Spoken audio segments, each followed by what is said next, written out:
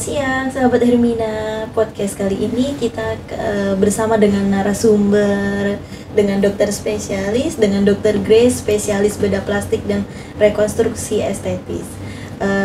Baik, kita mulai aja ya podcast ini dengan tema bibir sumbing. Nah, baik dokter, kita ngobrol-ngobrol ya dok ya. Ya. Terkait dengan bibir sumbing dok. Ya. Apa sih bibir sumbing itu dok? Ya, jadi selamat siang sahabat Hermina, perkenalkan saya Dr. Grace, spesialis bedah plastik, rekonstruksi dan estetik. Jadi apa sih bibir sumbing atau biasa juga ada didapatkan sumbing pada langitan ya. Jadi itu suatu kelainan bawaan lahir yang menyebabkan terjadi adanya celah mulai dari bibir, kemudian di dasar hidung, di gusi hingga di langit-langit mulut, ya itu. Baik, bibir sumbing ya dok ya. Kalau untuk di Indonesia sendiri dok, presentase dari bibir sumbing itu seperti apa dok? Iya, jadi presentasinya di Indonesia ini cukup banyak ya. Kalau untuk celah di bibir sekaligus biasanya kan ada juga nih celah di langitannya itu didapatkan presentasinya sekitar 46%. Terus kemudian yang hanya di langit-langit mulutnya saja itu sekitar 36% dan hanya di bibirnya saja itu sekitar 26%. Ya. Baik dok, lumayan juga ya untuk presentasenya. Iya, kasusnya banyak. Kemudian untuk jenis dok, nah bibir sumbing itu kan ada yang lelangit, Iya. ada yang apa namanya bibir sumbing yang tipe ini juga ya dok. Iya, Nah, betul. untuk jenisnya seperti apa aja dok? Ya, kalau boleh sahabat Hermina lihat di sini ya. Jadi saya contohkan gambar saja jadi biar bisa tahu persis. Jadi kalau bibir sumbing itu dia bisa terbagi atas 3 bagian ya. Jadi ada bibir sumbing mikroform namanya. Jadi hanya celahnya sedikit saja di daerah bibir. Terus kemudian bibir sumbing unilateral incomplete, artinya dia celahnya itu tidak komplit. Jadi tidak sampai ke dasar dari hidung. Terus yang terakhir itu bibir sumbing unilateral komplit. Jadi celahnya ini dia sampai ke dasar dari hidung. Nah, sedangkan sumbing pada bibir ini bisa terjadi satu sisi saja atau unilateral, atau biasanya kita bisa dapatkan juga di 2 sisi atau bilateral ya. Nah, terus kemudian seperti ini yang tadi saya jelaskan. Jadi dia bisa mengenai 2 sisi atau biasa kita sebut incomplete bilateral ya. Nah, bilateralnya ini pun ini bisa saja yang sisi sebelahnya ini komplit ya, atau di sebelahnya bisa aja dia incomplete atau mikroform tadi. Jadi jenis-jenisnya ini bisa bermacam-macam. Terus kemudian untuk yang sumbing pada langitan ini dia bisa hanya di submukosanya aja, di bagian soft palate ya kalau kita bilang biasanya. Kemudian dia bisa komplit ya, maksudnya incomplete, kemudian ini bisa komplit ya. Jadi dia gabungan dari celah dari bibir kemudian ke alveolar atau ke gusi kemudian tembus ke langitannya, atau ini bilateral dua-duanya. Jadi biasanya kalau bibir sumbingnya ini bilateral dan komplit itu biasanya diikuti bilateral juga dan komplit juga pada langitannya. Seperti itu. Banyak juga ya dok? Ya, banyak jenisnya ya. Untuk dari tingkat tipenya kan ada beberapa jenis nih dok. Mana yang presentase yang paling besar kebanyakan dok? Kalau yang presentase paling besar ya, yang paling besar itu yang ini, yang komplit bilateral ya. Baik itu dari celah bibirnya sampai ke langitannya. Seperti itu. Dan ini biasanya paling banyak pada anak-anak laki-laki ya biasanya. Kalau perempuan kebanyakan itu dia celah di bibir saja, kebanyakan gitu. Tapi bukan berarti anak perempuan tidak ada resiko untuk bisa seperti anak laki-laki ya. Oke, seperti dok. itu. Kemudian dok, ini kan dari sekian banyak jenisnya ini, nah penyebabnya apa aja dok? Dan resiko-resikonya apa aja kok bisa terjadi bibir sumbing ini? Ya, jadi penyebabnya ini bisa macam-macam. Jadi pertama itu misalnya pada ibu-ibu hamil itu ada konsumsi obat epilepsi, phenytoin ya, atau obat jerawat seperti itu. Jadi konsumsi obat-obatan tertentu pada saat masa kehamilan itu juga sangat mempengaruhi. Kemudian biasa terjadi juga kekurangan dari nutrisi. Nutrisi ini seperti misalnya asam folat, kemudian vitamin B6, terus yang paling penting lagi adalah zinc. Makanya kenapa tujuannya ibu-ibu hamil itu diberikan vitamin suplemen itu tujuannya adalah salah satu itu untuk pembentukan organogenesis ya ibaratnya, mengurangi resiko terjadinya kelainan bawaan lahir. Terus kemudian konsumsi alkohol ataupun merokok pada ibu-ibu hamil itu juga 10 kali resikonya untuk menyebabkan kelainan bawaan lahir ya. Seperti ini. Kelainan kongenital ini banyak ini ya dok ya, faktor dari luarnya ya dok? Iya, banyak dari faktor luarnya juga, termasuk faktor resikonya seperti genetik ya.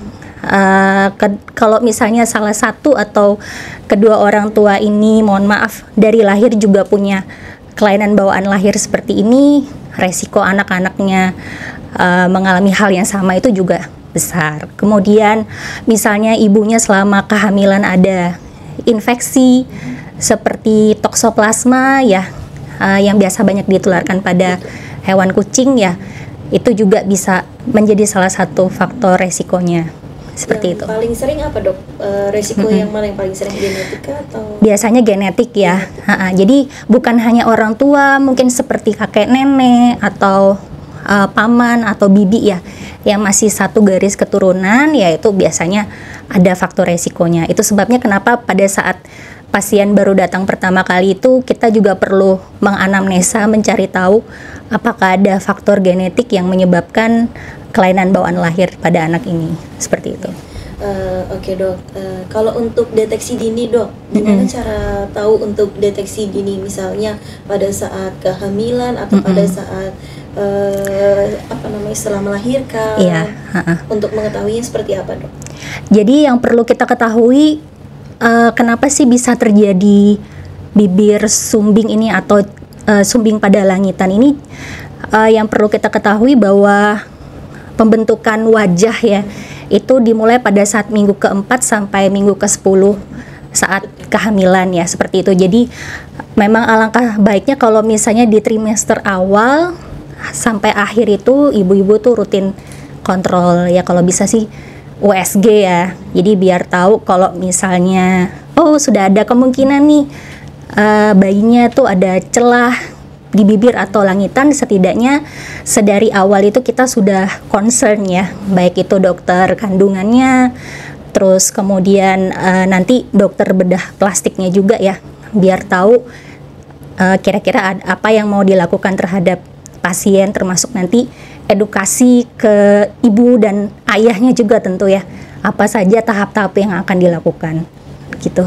Oke, kalau misalnya nih dok, bayi kemudian atau pas sudah anak-anak baru kedeteksi misalnya ada keterlambatan, itu seperti apa dok untuk tahunya, untuk ibu-ibu ini yang nggak tahu kayak gimana bibir sumbing? Iya, jadi kalau perlu saya jelaskan sedikit ya, jadi tahapannya itu tentu yang tadi sejak masa kehamilan itu ya, deteksi awal, termasuk nanti kalau misalnya kedua orang tuanya sudah tahu, kita perlu konsulkan ke psikoterapi, psikoterapi juga untuk mengetahui bagaimana secara psikologis kematangan dan kesiapan dari mental kedua orang tua ya. Terus kemudian di usia 1-2 minggu setelah kelahiran itu, nanti kita bisa gunakan yang namanya nasoalveolar molding. Jadi itu dia semacam prostesa gitu, nanti dibantu untuk dilekatkan pada, kalau boleh dilihat di sini, nah dia bentukannya seperti ini ya. Nanti dilekatkan, tergantung kelainannya di mana dulu. Misalnya seumpama hanya bibir saja kah, atau dia bisa kelainannya sampai di langit-langit mulut, nanti disesuaikan. Jadi tujuannya membantu untuk mendekatkan celahnya tadi. Jadi pada saat nanti dokter bedah plastiknya melakukan tindakan operasi itu setidaknya gapnya itu tidak terlalu jauh. Jadi nanti pada saat penyembuhan lukanya itu jauh lebih baik ya.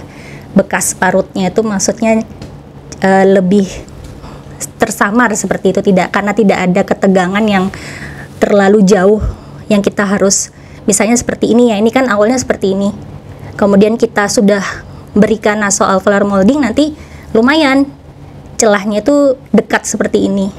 Jadi dari saat nanti kita lakukan operasi kan ketegangan jaringannya itu tidak terlalu besar ya, pengaruh ke bekas lukanya juga nanti seperti itu. Kemudian kalau usia 3 bulan, nah itu kita bisa lakukan labioplasti, jadi perbaikan dari celah dari bibir sumbingnya itu tadi ya di usia 3 bulan. Jadi syaratnya kan usianya tuh lebih dari 10 minggu. Betul, 10 atau 3 bulan. Terus kemudian berat badannya paling nggak tuh 10 pon atau 5 kilo. Terus kemudian HB-nya kalau bisa 10. Karena HB itu juga berperan penting ya nanti ya, bukan dari segi pembiusan saja, tapi juga dari penyembuhan luka pasca operasi. Seperti itu. Berarti untuk bibir sumbing ini ada usia tertentu ya, Dok? Iya, betul. Termasuk nanti perbaikan celah langitan, kalau memang anaknya ada celah langitan tuh di usia 9 bulan hingga 1 tahun tuh sebaiknya sudah dilakukan operasi palatoplasti gitu.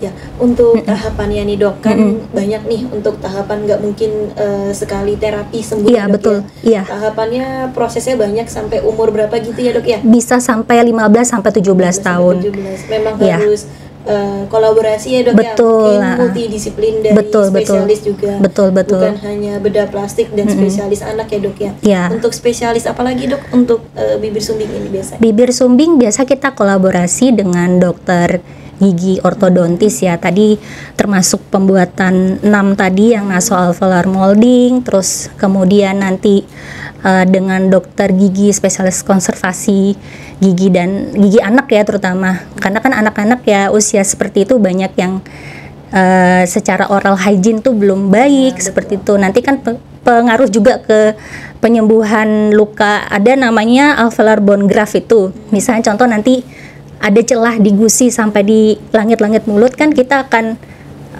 ambil tulang ya dari panggul untuk buat seperti bridging atau jembatan gitu. Karena biasanya pada gusi itu karena adanya celah tadi, pertumbuhan gigi seri ataupun gigi gingsul ya, gigi taring itu kan terhambat jadinya.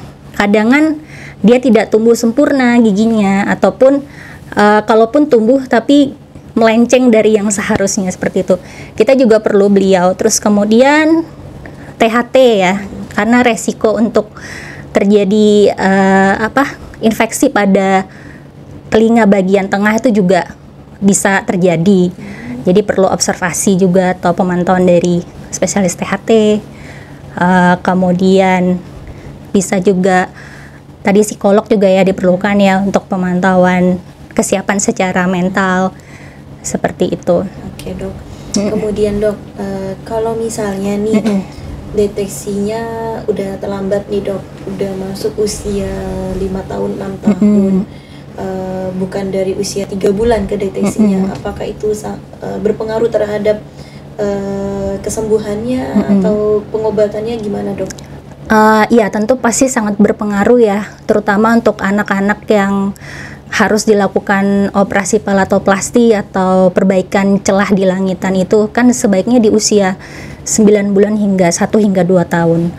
Kalau sudah usia kurang lebih 5 tahun atau lebih dari usia 2 tahun itu nanti mempengaruhi cara bicara ya, cara bicara. Jadi kenapa sih kita perbaiki celah langitan juga itu kan karena nanti mempengaruhi artikulasi suaranya tadi, karena sudah di-remind di dalam otak, oh cara bicara saya seperti ini, saya gitu. Jadi ya anak akan terbiasa untuk maaf nih sengau gitu, seperti itu ya. Jadi Kayak bindeng gitu ya? jadi ya seperti orang bindeng gitu ya.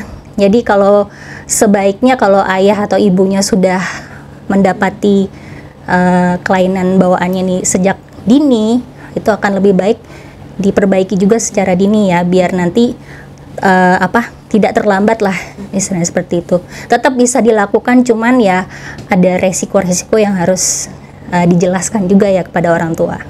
Iya dok.